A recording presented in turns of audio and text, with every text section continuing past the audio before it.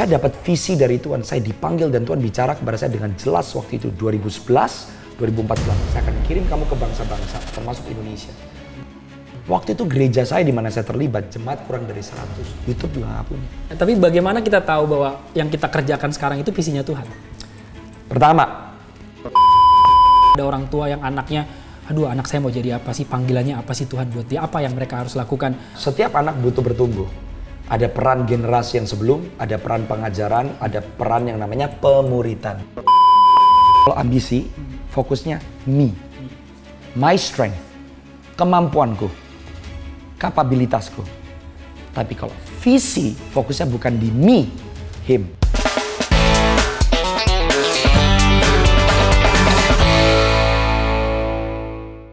Oke, ini menarik nih Pastor tadi bilang ketika akhirnya terjadi pemulihan hubungan dengan orang tua, akhirnya gimana menemukan panggilan? Keluarga saya pulih kan? Yap.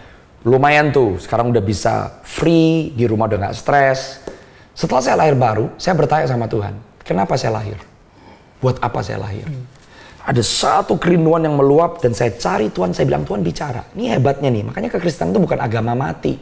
Kalau kamu Kristen gak bisa dengar suara Tuhan, kamu ngapain? Kamu hanya ngikutin liturgi dan ritual. Yap. Hubungan berarti kamu didengar dan kamu mendengarkan. Ya dong.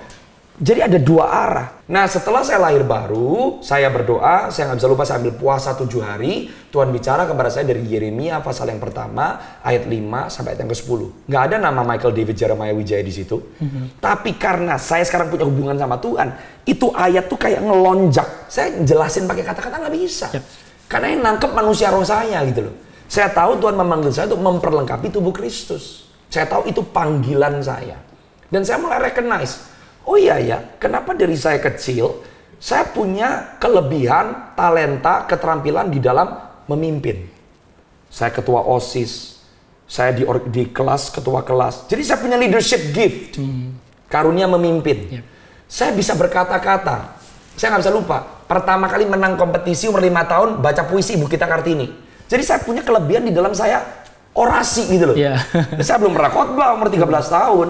Saya mulai kenali. Oh, berarti Tuhan mulai ajarin. Asa talenta, asa karunia. Saudara bisa recognize. Kamu tuh punya talenta apa sih? Kamu punya karunia apa? Nggak ada orang bisa bilang saya lahir tanpa apa-apa. Kamu bukan kucing, kamu bukan anjing, kamu manusia. Kalau kamu manusia diciptakan segambar serupa dengan Allah, kamu lahir bukan sebagai handicap. No, kamu punya sesuatu, mungkin masih terpendam. Makanya Yesus membawa saudara mengenali siapa sebetulnya kamu. Dan kamu gak bisa kenali siapa sebetulnya kamu kalau kamu gak ketemu dengan jalan kebenaran dan hidup ini. Wow. Gak bisa.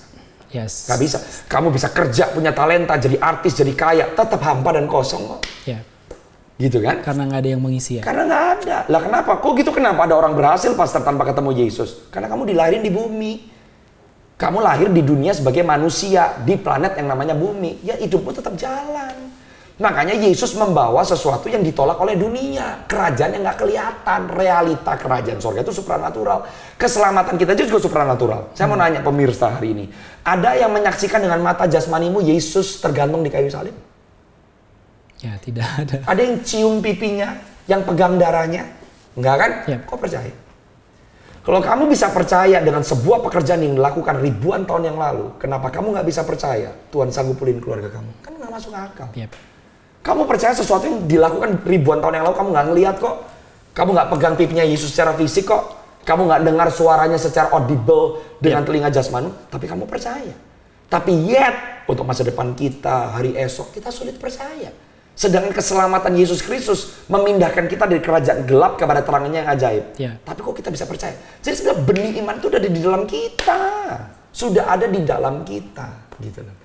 Nah jadi yang saya mau maksudkan adalah kalau kamu mau kenali panggilan kamu harus selalu mulai dari siapa Yesus buat kamu dan siapa kamu buat Yesus. Setelah itu baru kamu akan mulai tahu.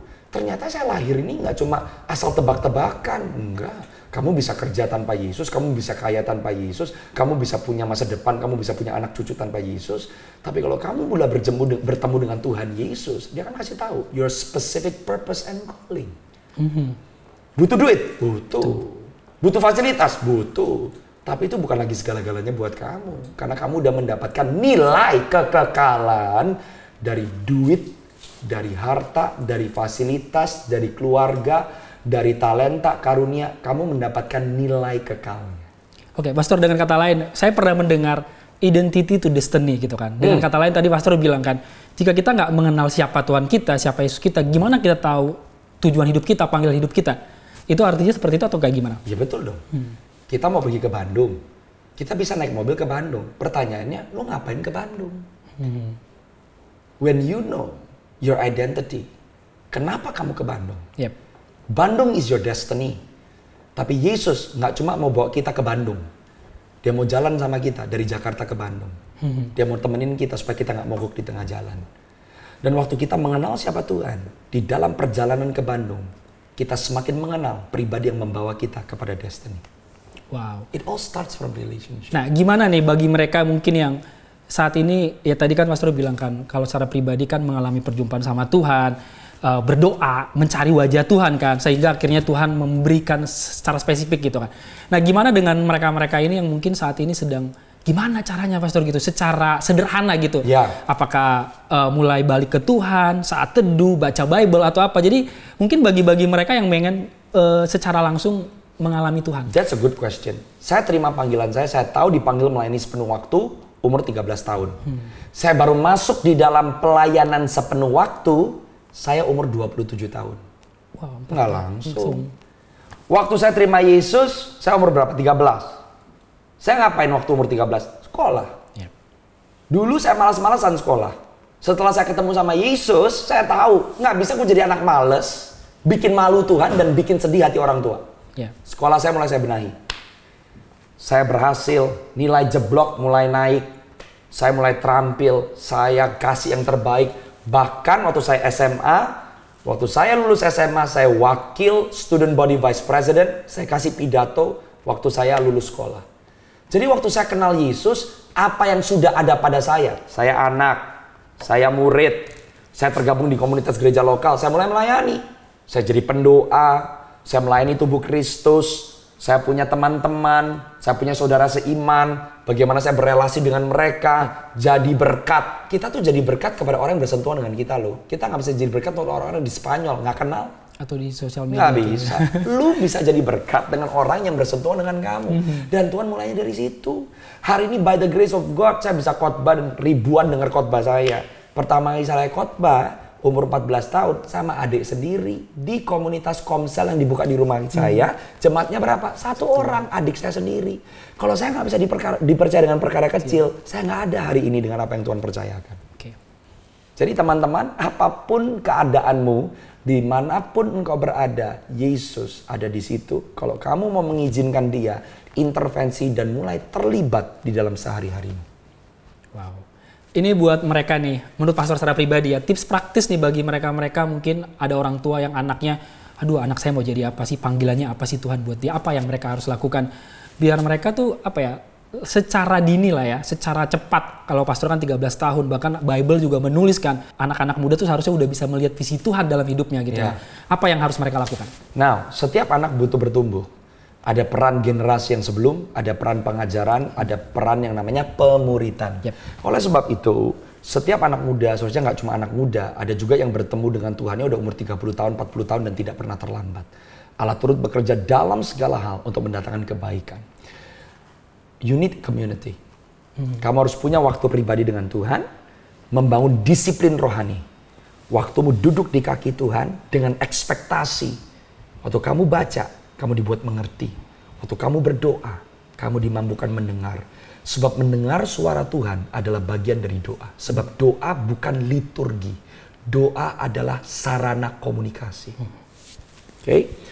Waktu kamu udah bangun secara pribadi, kamu mulai menerapkan, menghidupi, menjalani nilai kebenaran, yaitu adalah siapa Kristus sendiri. Kamu harus tergabung di dalam hubungan dengan sesama manusia. Barang siapa mengasihi Tuhan, pasti mengasihi manusia. Yep. Kita tidak bisa mengasihi manusia dengan tepat kalau kita tidak mengasihi Tuhan. Libatkan orang lain dalam hidupmu. Ketemu, belajar dari orang-orang yang sudah berjalan lebih jauh dari Tuhan. Kamu butuh yang namanya orang tua rohani, kakak rohani, mentor rohani. Yang bukan hanya menginspirasi, tapi mengimpartasi. Mengimpartasi gimana? penumpangan tangan. Yep. Inspirasi kamu ngobrol, kamu dengar cerita, berbagi pengalaman hidup. Impartasi di dalam doa, tumpangkan tangan, lepaskan berkat. Di situ dinamika kuasa Roh Kudus bekerja. Itu bagian dari pemuritan. Tapi nggak masuk akal, Pastor. Ya nggak bisa masuk akal karena ini sistemnya sistem kerajaan, bukan dari dunia. Banyak orang yang hanya terinspirasi tapi tidak pernah menerima impartasi.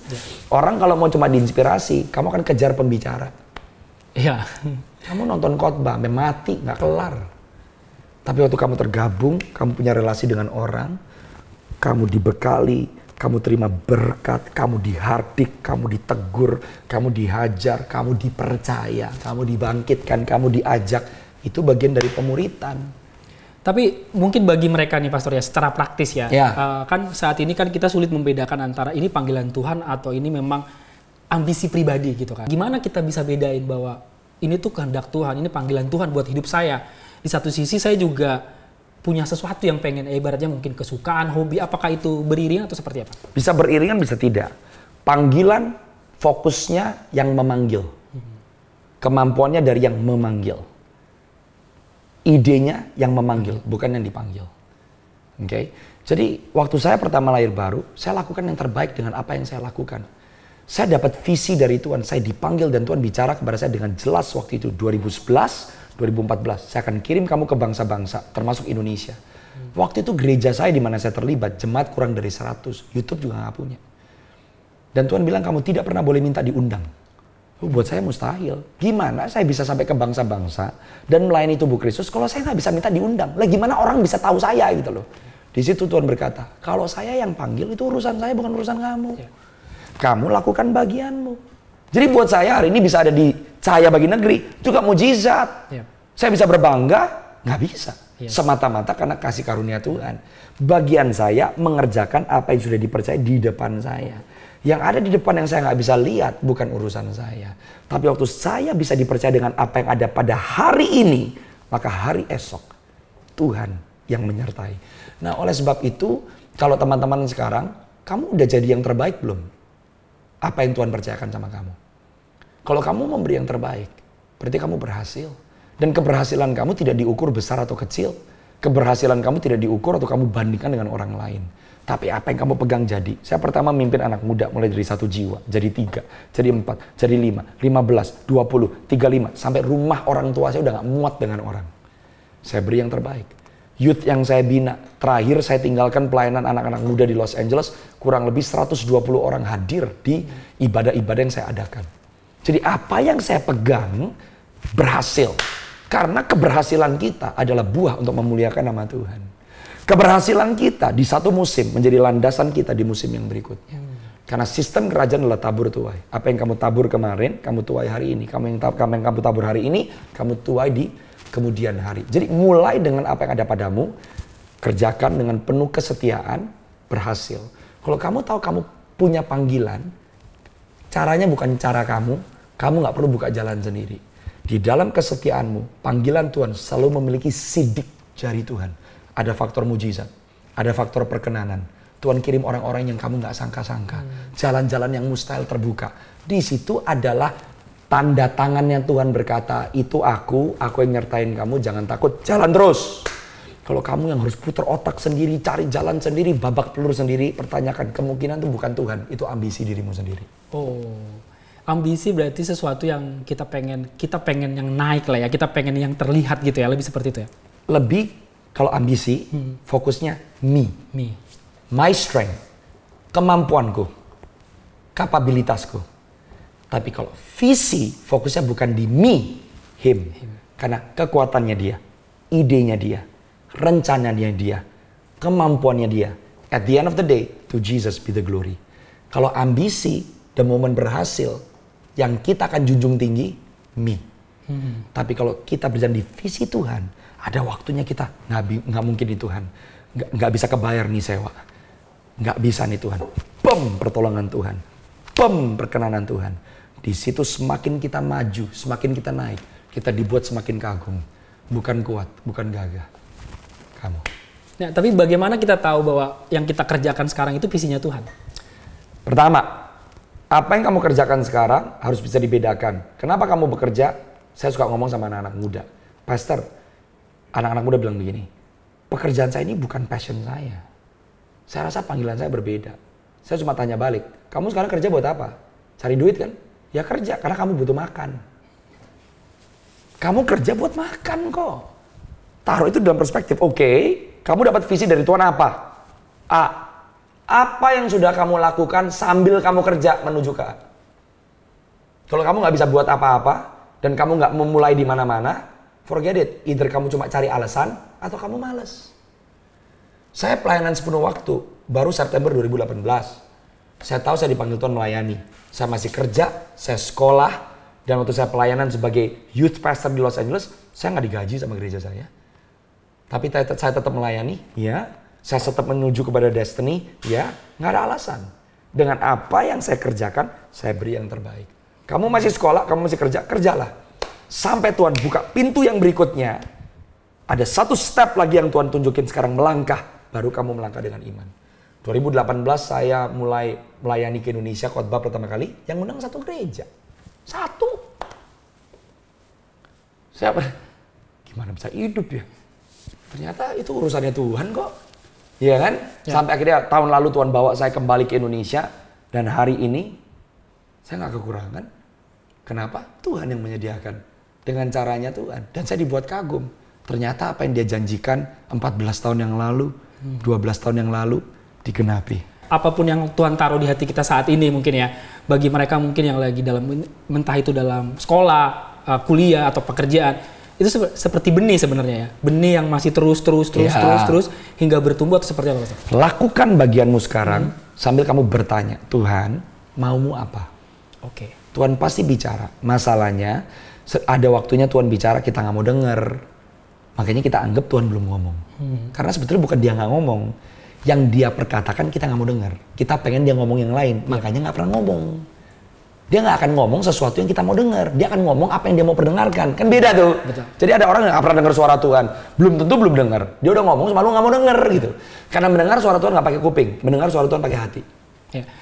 Banyak juga mungkin yang bingung ya Mas Surya. Mungkin mereka udah di titik sekarang bekerja nih. Mereka mempertanyakan panggilannya ya. Kayak ibaratnya mereka ada yang bilang bahwa visi itu identik dengan kegelisahan yang ada di sekitar kita atau hal-hal yang Tuhan taruh atau seperti apa sehingga mereka akhirnya menangkap signal-signal dari Tuhan itu. Oke, sekarang kamu masih kerja, kamu butuh makan, kamu butuh membiayai hidup, kerja. Sambil kamu bertanya, kok kamu rasa seperti digelitik dalam hatimu? Ini bukan yang menjadi destiny Tuhan buat hidupmu.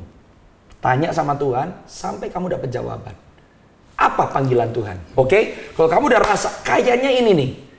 Apa yang Tuhan perkatakan akan dikonfirmasi dan diafirmasi dengan cara yang ajaib. Tuhan bisa ngomong lewat mimpi, lewat penglihatan, lewat pemimpin rohani, lewat nubuatan, lewat penyataan, macam-macam.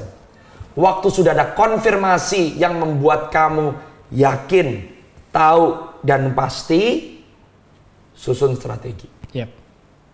Waktu ada kesempatan dan kamu tahu ada dorongan, ini waktunya melangkah. Ini waktunya resign. Jangan resign dulu, terus baru sampai rumah tanya, ngapain gue sekarang setelah gue resign? Kamu udah ada plan untuk setelah kamu resign, kamu akan memulai apa? Kamu akan mulai bergerak di mana? Meskipun kamu belum tahu kedepannya akan seperti apa, tapi at least kamu sudah punya pijakan yang berikutnya. Oke? Now, ada contoh di Alkitab seperti Abraham. Dia disuruh oleh Tuhan keluar dari rumah bapaknya, meskipun nggak tahu kemana. Tapi dia melangkah. Tapi Abraham nggak melangkah dengan konyol. Dia melangkah membawa harta benda loh. Persiapan. Dia siapin. Gua nggak tahu nih kemana. Bagian gue cuma ngelangkah, oke. Tapi saya melangkah dan saya bawa persiapan supaya di dalam waktu saya melangkah, saya bisa tahu Tuhan maunya apa. Di dalam langkah-langkah Abraham waktu dia mulai maju, nggak dibiarin sama Tuhan. Dia mulai kasih tahu, Abraham, mulai kelilingi ini batas-batas negeri. Karena nanti yang kamu injekin ini jadi milik anak-anakmu. Berarti Abraham mulai tahu nih. Dia bilang, oh ini nanti. Meskipun bukan punya dia. Step-step tapi bagiannya dia adalah untuk mulai marking the territory. Itu memang callingnya dia gitu loh. Dan dia nggak nganggur kok. Semua ternaknya makin makmur. Dia bikin perjanjian-perjanjian dengan Abimelek. Betul nggak sih? Yes. Berhasil. Yang dia pegang jadi. Dia berdoa untuk Silot di Sodom dan Gomora. Nggak ada tuh Abraham keluntang-luntung, nggak tahu mau bikin apa. Dengan langkah iman ada penyertaan Tuhan. Yes. Satu langkah iman akan membukakan langkah yang berikutnya. Karena Tuhan tidak pernah membuat kita melangkah tanpa tujuan. Wow. Kita harus tahu dulu siapa identitas kita sehingga kita tahu destiny atau apa yang Tuhan mau dalam hidup kita kan. Nah, kebanyakan orang kan mungkin Pastor boleh lihat ke kamera kita. Biar mereka tuh benar-benar tahu nih destiny-nya Tuhan. Karena kan kalau pastor secara pribadi kan udah tahu nih dari usia berapa dipersiapkan, diperlengkapi oleh Tuhan. Tapi bagaimana dengan mereka, mungkin mereka saat ini jadi penyanyi, ada di pemerintahan, ada di bidang-bidang tertentu.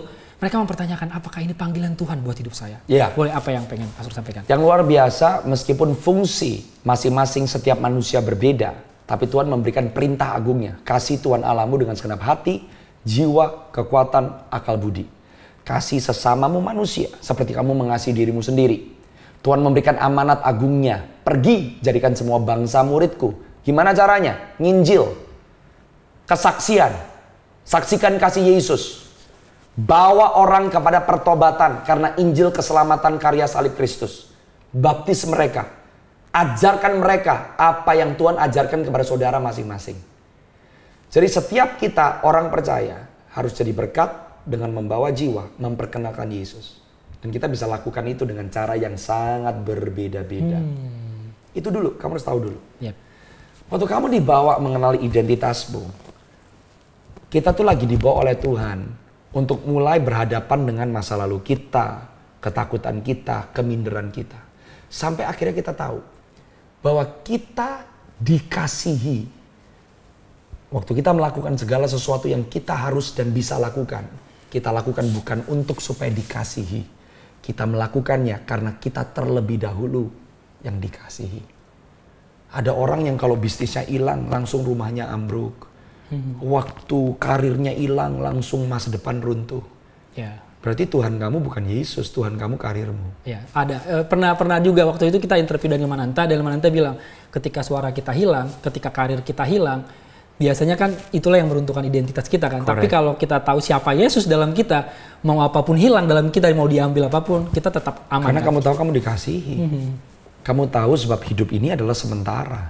Oke. Ada kehidupan kekal yang setelah hidup ini yang jauh lebih bermakna dan lebih berarti.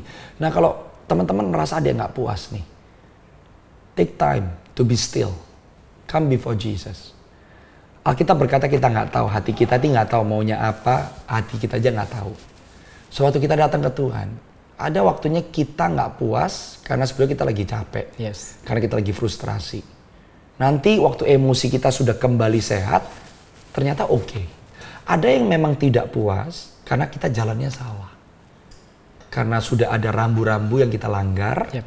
Yang kita tetap ikutin, akhirnya itu membawa kita kepada bencana-bencana, bukan karena dikarenakan Tuhan loh. Yes. Bencana yang dikarenakan ketidaktaatan kita.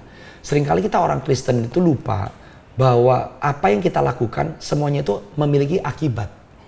Mau baik atau tidak baik, itu semuanya akibat. Yes. Kalau kita bikin keputusannya salah, ya kita harus tanggung akibatnya.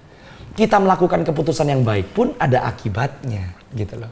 Oleh sebab itu kita mempertanggungjawabkan hidup kita dengan sungguh-sungguh, dengan berhati-hati, dengan seksama. Jangan main-main gitu dengan keputusan yang kita ambil.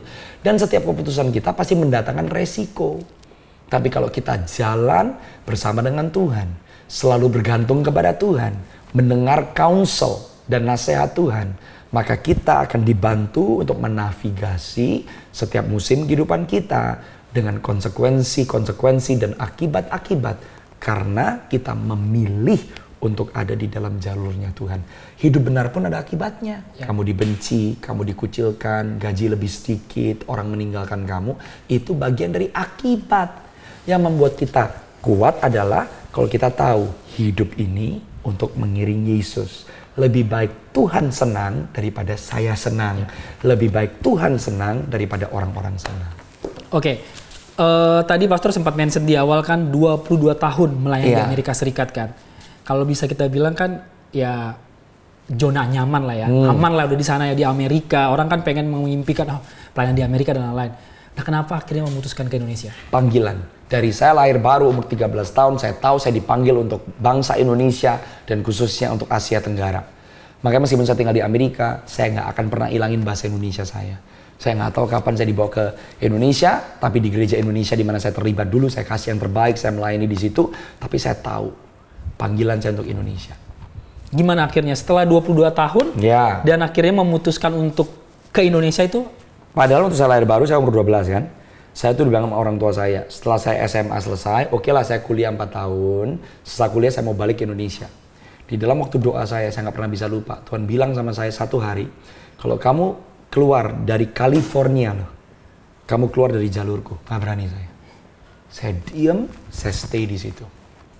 Saya sekolah, saya langsung sekolah Alkitab. Saya mau sekolah Alkitab, Tuhan bilang kamu nggak sekolah Alkitab.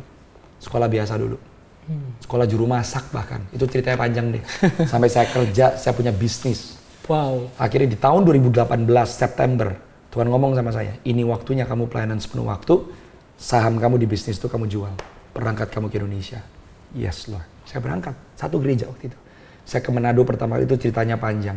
Tuhan mulai buka pintu. Saya mulai masuk ke Minahasa Utara, kampung-kampung, desa-desa lah, awal pelayanan saya. Saya waktu itu akhirnya belum ada instruksi pindah ke Indonesia. Kan hidup saya di Amerika. Saya menikah dengan istri saya di tahun 2021. Saya waktu itu mulai jadi wakil gembala bersama gembala senior saya di North Carolina. Merintis gereja baru. Saya jadi wakil gembala. Gereja udah ada, berjalan dengan baik. Dari tahun 2020, waktu itu masih zaman COVID. Calon istri saya waktu itu masih di Indonesia. 2021 saya baru terbang ke Indonesia menikah.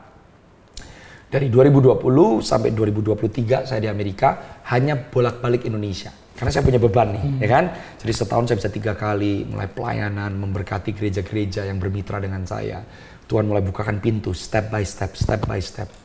2023, saya lagi di rumah saya di Amerika. Bulan Oktober tepatnya, saya lagi duduk di ruang tamu. Saya dengar suara di telinga saya secara audible. Kejadian 31 ayat yang ke-13. Saya nggak tahu isi ayatnya apa. Waktu saya buka, ayatnya ngomong seperti ini. I am the God of Jacob. Aku adalah Allah Yakub. I am the God of Jacob. I am the God of Bethel.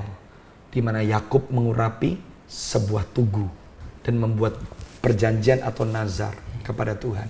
Dan di situ Tuhan ngomong sama Yakub, tinggalkan negeri ini dan pulang ke negeri sanak saudaramu. Di situ saya langsung tahu instruksi Tuhan, waktunya kembali ke Indonesia. Baru digenapi 1 tahun kemudian, Oktober 2024, saya membawa keluarga saya kembali ke Indonesia. Waktu yang ditunggu-tunggu 22 tahun kemudian, Tuhan bawa saya ke tanah perjanjian saya. Apa yang membuat seorang Pastor Michael tuh berani banget mengambil keputusan kayak gitu? Maksudnya mungkin bagi sebagian orang juga kan pindah 22 tahun ada di Amerika dengan berbagai hal-hal yang ada di sana. Kenapa berani memutuskan walaupun tadi story-nya apa yang akhirnya tuntunan hati untuk kayak yakin banget sih? You know, di dalam hidup ini ada pro, ada con. Di Amerika ada pro-nya, di Indonesia ada pro-nya. Di Amerika ada con-nya, di Indonesia ada con-nya. Nyaman itu relatif, ya. Tapi tempat yang paling aman adalah di tengah-tengah kehendak Tuhan. Itu tempat paling aman. Ya. Saya paling takut berada di tempat yang nyaman, tapi Tuhan nggak ada di situ. Saya sendirian. Ya. Saya bisa ada di tempat yang kurang nyaman, atau tidak senyaman tempat yang lain, tapi jika Tuhan ada di situ, hidup saya aman. Being in the center of the will of God adalah kunci kesejahteraan, berkat, kepuasan, sukacita. Itu di tengah-tengah kehendak Tuhan yang sempurna. Jadi yes, saya sudah nyaman di Amerika, ya sudah. Ya. Di gereja saya, gembala saya juga sempat bilang waktu itu saya dipersiapkan jadi gembala yang berikutnya. Pensiunan sudah terjamin lah, gaji sudah tetap lah, semua sudah ada. Pindah ke Indonesia, melangkah dengan iman. Tapi saya bisa saksikan hari ini, saya nggak kekurangan. Saya bersuka cita, karena saya tahu saya di tempat di mana Tuhan menghendaki untuk saya berada. Dan saya melihat bahwa lewat pelayanan yang Tuhan percayakan, orang-orang yang diberkati, jiwa-jiwa yang diberkati, suara kebenaran yang diperdengarkan. Dan saya dipercaya oleh Tuhan untuk mengambil bagian dengan kegerakan Tuhan yang sudah ada di Indonesia. Saya hanya bergabung kok. Iya. Untuk sama-sama dengan tubuh Kristus mempersiapkan jalan bagi raja segala raja untuk hadir, melawat, dan untuk membawa bangsa Indonesia kepada kehendak rencananya yang sempurna, mempersiapkan suatu umat, mempersiapkan tentara-tentara Tuhan sebelum kedatangan Yesus untuk kali yang kedua gitu. Ya kan? Jadi itulah jawabannya. Kenapa kok saya mau? Sebab waktu Tuhan ada bersama dengan kita. Itu cukup. Tadi dari awal kita interview Pastor selalu mention tentang suara Tuhan, mendengar suara Tuhan, bahkan untuk pergi atau ke Indonesia saat ini adalah karena mendengar suara Tuhan juga. Bagi sebagian orang kan mungkin juga lagi pengen banget mendengar suara Tuhan, pengen mengalami Tuhan, pengen merasakan Dia, sehingga lebih peka nih apa yang Tuhan mau gitu, bukan yang kita mau kan. Kadang kita lebih mengikuti apa yang kita mau, kita bergerak berdasarkan keinginan kita kan. Gimana sih caranya, misalnya mungkin mereka yang rindu banget untuk mendengar suara Tuhan, mengalami Tuhan, sehingga mereka mengambil keputusan dan pilihan-pilihannya tepat kayak gitu. Ya, pertama harus tahu bahwa Tuhan masih berbicara. Dan setiap anak Tuhan bisa dengar suara anak Tuhan. Bukan cuma pendeta. Atau bukan orang-orang yang punya karunia-karunia tertentu. Ya. Setiap anak Tuhan bisa dengar suara bapaknya sendiri. Minimal buat hidupmu sendiri. Kalau kamu mendengar pernyataan Tuhan untuk orang lain, itu karunia. Karena konteksnya pelayanan. Ya. Tapi mendengar suara Tuhan bukan hanya untuk pelayanan. Pertama-tama untuk kehidupan. Yes. Gimana kita mendengar suara Tuhan? Membangun disiplin rohani. Suara Tuhan adalah suara pribadi yang spiritual dan supranatural. Membaca firman, berdoa, memuji menyembah Tuhan. Kalau hanya dilihat sebagai aktivitas, itu liturgi. Tapi kalau kita percaya ada kuasa di balik doa. Ada kuasa di balik perenungan, pembelajaran firman. Ada kuasa di balik pujian penyembahan. Lu beda dimensinya. Jadi yang saya mau kasih tahu, kalau saudara rindu untuk bisa mendengar suara Tuhan, pertama percaya dulu. Sebab semua yang sifatnya spiritual, cara aksesnya cuma satu. Iman. That's it. Nah gimana sekarang gereja bisa mendengar suara Tuhan? Kalau sekarang di antara orang Kristen aja, baptisan Roh Kudus diperdebatkan. Bahasa roh diperdebatkan. Perpuluhan diperdebatkan. Karunia roh diperdebatkan. Repot kan? You know, kita belum ngerti apa. Persepsi masing-masing orang percaya berbeda-beda. Kita lahir dari gereja yang berbeda-beda, kultur yang berbeda-beda, sisi-sisi kegerakan yang berbeda-beda, ya kan? Tapi jangan kita dipecahkan karena perbedaan. Saya akan menyaksikan sebuah video pelayanan kemanusiaan CBN Indonesia, yaitu Obor Berkat Indonesia. Dan inilah kesaksian dari Ibu Dorcas Sonbai. Ibu Dorcas Sonbai, seorang orang tua tunggal yang tinggal di desa Baumata Kupang, Nusa Tenggara Timur. Sudah 4 tahun Ibu Dorcas menderita pterygium, sebuah penyakit mata yang ditandai dengan tumbuhnya selaput pada bagian putih bola mata yang mengganggu penglihatannya. Sampai sekarang saya melihat kayak mata saya kabur-kabur begitu. Yang dirasakan tiap hari kalau siang itu mata saya kayaknya pedis begitu, merah begitu. Keinginannya untuk mengoperasi matanya tidak pernah terwujud karena keterbatasan ekonomi. Penghasilan Ibu Dorcas dari bekerja sebagai buruh tani, penjual sayuran, dan menyediakan jasa cuci setrika bagi tetangga hanya cukup untuk kebutuhan dasar dirinya dan kelima anaknya. Saya pikir mau operasi hanya masalah uang begitu. Saya pernah berdoa untuk minta pertolongan Tuhan supaya mata saya bisa sembuh. Suatu hari, Obor Berkat yang merupakan bagian dari pelayanan kemanusiaan Cahaya Bagi Negeri Indonesia mengadakan operasi katarak gratis di Kupang, Nusa Tenggara Timur.